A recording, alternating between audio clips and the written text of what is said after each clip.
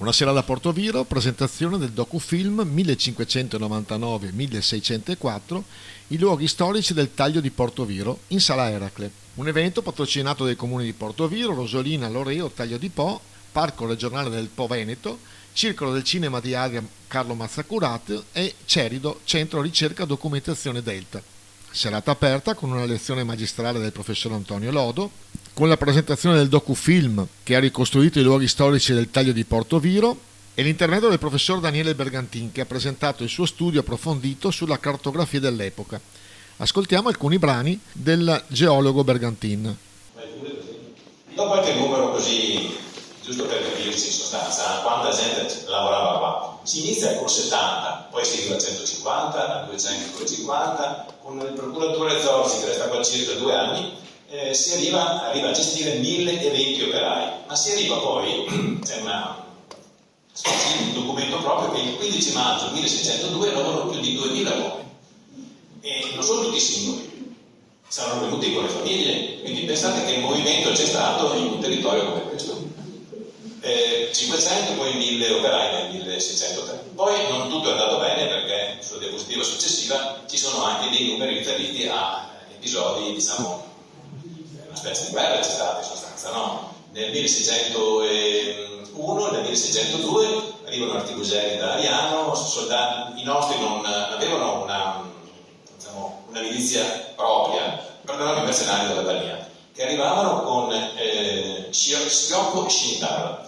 Poi, poco prima dell'apertura del taglio, c'era il pericolo di sabotaggio e quindi erano stati allertati circa 1000 tra fanti con munizioni fra Adria e Rovigo, allertati, non portati qua in sostanza. Poi il taglio è stato aperto. Ecco, adesso inizio a raccontarvi come mi sono appassionato, come non riuscivo a smettere di cercare siti, ne ho trovati 10, 11, 12, fino a trovare 19. Questa è una strada che tutti avete percorso, tutti qua presenti, no? È una strada che si fa per andare da Barella e via Mongemine, siamo appena usciti dalla Romea, andando, quello che vedete l'acqua che vedete là in alto è il Po di Levante, andando dritti da quella parte si va verso la Barella, andando di qua ci si va in Valle Mongemine. Che cosa si nota con il drone? Allora, Raffaele Caretto hai fatto ricorso al delta plano, siamo sentiti qualche giorno fa. E chissà cosa avresti fatto se avevi a disposizione un drone, insomma, no, altro che carte, sarebbero venute uno spettacolo. È uno strumento che abbiamo adesso. E che cosa si vede? Allora, nei 2 cerchi, uno rosso e l'altro arancione o rosa, adesso dipende da cosa risulta, si vede che c'è qualcosa di diverso. Se c'è qualcosa di diverso, i geologi sono dicono, perché è un riempimento eterogeneo. Per esempio, quella parte dove c'è il cerchio, ecco, quella lì, dove c'è il marrone, cosa vuol dire? E tutto intorno è verde, lì è marrone. Significa che non c'è acqua a disposizione, presumibilmente un terreno sabbioso, che quindi l'acqua, diciamo, è percolata da giù, eccetera, e dà un segno.